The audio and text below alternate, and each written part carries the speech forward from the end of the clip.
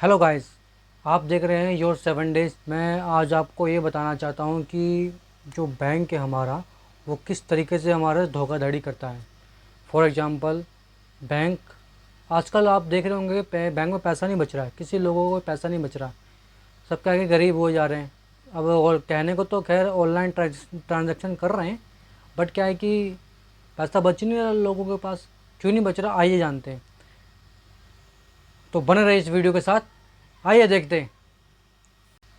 Bank का पहला सबसे बड़ा चार्ज होता है कॉलिंग चार्ज, और दूसरा होता है एसएमएस चार्ज। ये हमारा हर एक बैंक के हिसाब से अलग अलग होता है। कोई ज़्यादा काटता है, कोई कम काटता है, तो हिसाब से बैंक अपने तो ये सालाना काटता है। ये बैंक का सबसे पहला फर्स्ट प्रायोरिटी पे चार्ज होता है उनका।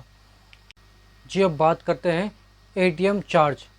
अगर आपका कोई एक्स बैंक है और आपने उसी सेम एक बैंक के नाम से जो एटीएम है, मशीन है, आपने वही यूज़ किया, तो आपका चार्ज बिल्कुल नहीं कटता जी, बिल्कुल नहीं। ट्रांजैक्शन पर चार्ज नहीं कटता।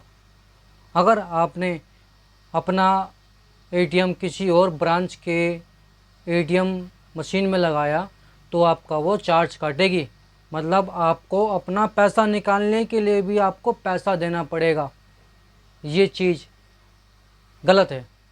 देख, समझ रहे हो बात को, समझ रहे हो ना। और दूसरी चीज़, आपने एटीएम इशू करवाया तो उसका चार्ज तो काटेगी काटेगी, जीएसटी काटेगी। समझ रहे हो। वो दूसरे एटीएम में आपने चार्ज लगाया भैया कि हम चलो मशीन निकालेंगे पैसा, और आपका वो भी पैसा काटेगी। समझ रहे हो। तो आपको अपना पैसा निकालने के लिए भी आपको पैसा देना पड़ता है।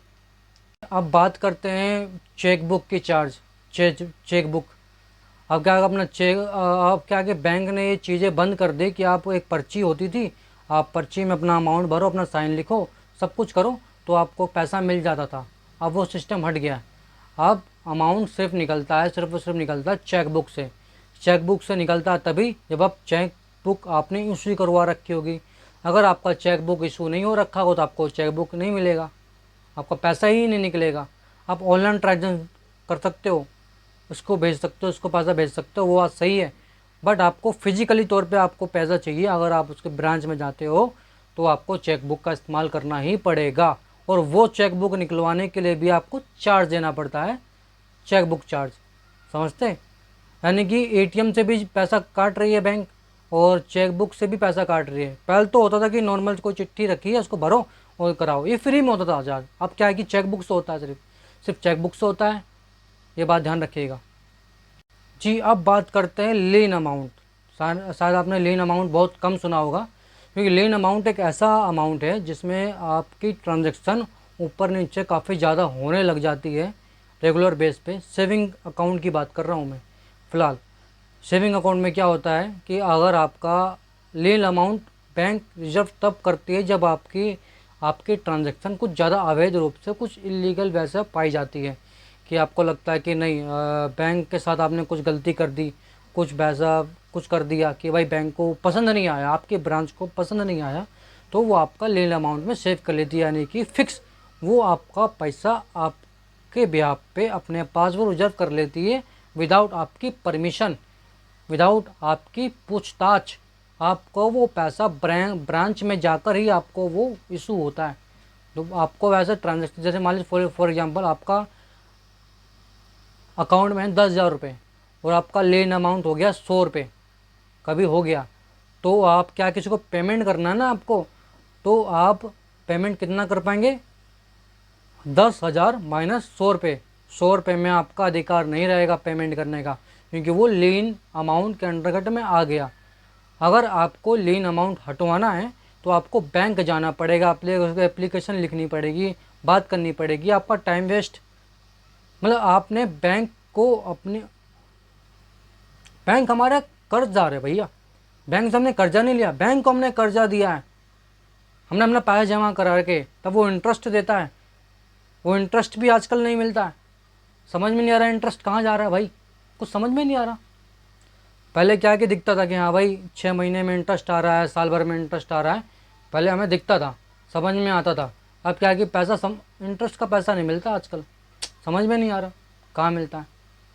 बैंक ने चार्ज तो बहुत सारे बढ़ा दिए, बहुत ज़्यादा बढ़ा दिए, हर एक प्रकार से उसने चार्ज बढ़ा दिए, जीएसटी इंक्रीज, सब कुछ हुआ है, सब कुछ एवरीथिंग हो गया, बट हमारा इंटरेस्ट नहीं बढ़ा है। बैंक में पैसा रखने के लिए भी हमें पैसा देना पड़ता है। बैंक, मैं आपको बताऊं तो बैंक खुलवाने के लिए भी पैसा देना पड़ता है, बैंक में पैसा रखने के लिए पैसा देना पड़ता है, बैंक से पैसा निकालने के लिए भी पैसा देना पड़ता है, और आपको आपका बैंक ख़त्म करने के लिए भी, आपको लगता है कि मैं अपना क्लोज अकाउंट बंद कर रहा हूँ, तो उसका भी आपको पैसा देना पड़ता है। बैंक हर एक प्रकार से हमारे पैसे काटता है, ये बात ध्यान रखिए। बैंक में पैसा उतना ही रखिए जितना मिनिमम चार्ज चल जाए। अगर आपका मिनिमम चार्ज भी नहीं हुआ ना, तो वो भी आपसे बैंक में पैसा काटती है, आपका बैलेंस माइनस में कर देते कभी कभी। आप समझिए, बैंक में पैसा होना अच्छी बात है, पर उसके चार्ज काटना बहुत बेकार बात है। ये किसकी सरकार में हुआ? ये मोदी सरकार में हुआ, इससे पहले नहीं था। मोदी सरकार की कुछ चीज़ें अच्छी है, मानता हूँ अच्छी है, बट क्या है कि कुछ चीज़ें, क्या है कि कुछ ज़्यादा ही चीज़ें हो जाती है ना, तो वो बेकार लगती है। अब क्या है कि जैसे मान के चलिए, इंसान सोचता है कि मैं 2,000 3,000 रुपये बचाऊँगा। अब हर सोचता है कि 1,000 रुपये मैंने रखा है, फॉर एग्जांपल कि 1,000 रुपये उसकी बचत है। 1,000 रुपये क्या है कि मिनिमम बैलेंस किसी में 1,000 होता है, किसी में 10,000, किसी में 5,000, तो उतना मेंटेन करके चलना पड़ता है। तो वो भी दिमाग लगाया है सरकार ने। सरकार का दिमाग ये है कि जितने भी जनता है हमारी, जैसे मान लीजिए हमारी 130 करोड़ जनता है, अब मिनिमम किसी भी सरकारी बैंक में, जैसे यूनियन बैंक है, तो उसका मिनिमम चार्ज है 1,000 रुपये मेरे ख्याल से सेविंग। तो उसमें क्या है कि अगर 130 करोड़ जनता का बैंक अकाउंट सरकार ने खुलवाया है, मोदी सरकार ने, पहले खुले थे पर मोदी सरकार से हर एक व्यक्ति का अकाउंट हो गया है, और उसमें मिनिमम बैलेंस 1,000 रुपये रखना अनिवार्य है। 130 करोड़ गुणा 1,000 रुपया, समझ रहे हो? ये बैंक में हमेशा 24 घंटे अवेलेबल रहता है। क्या दिमाग लगाया मोदी सरकार, हमसे ही पैसा लिया, हमसे ही चार्ज काट रहे हो, हमसे सब कुछ कर रहे हो, और इंटरेस्ट हमारा इंक्रीज नहीं हुआ। सोच समझ के वोट देना। माना हिंदू को सपोर्ट करते हैं, पर सोच समझ के वोट देना।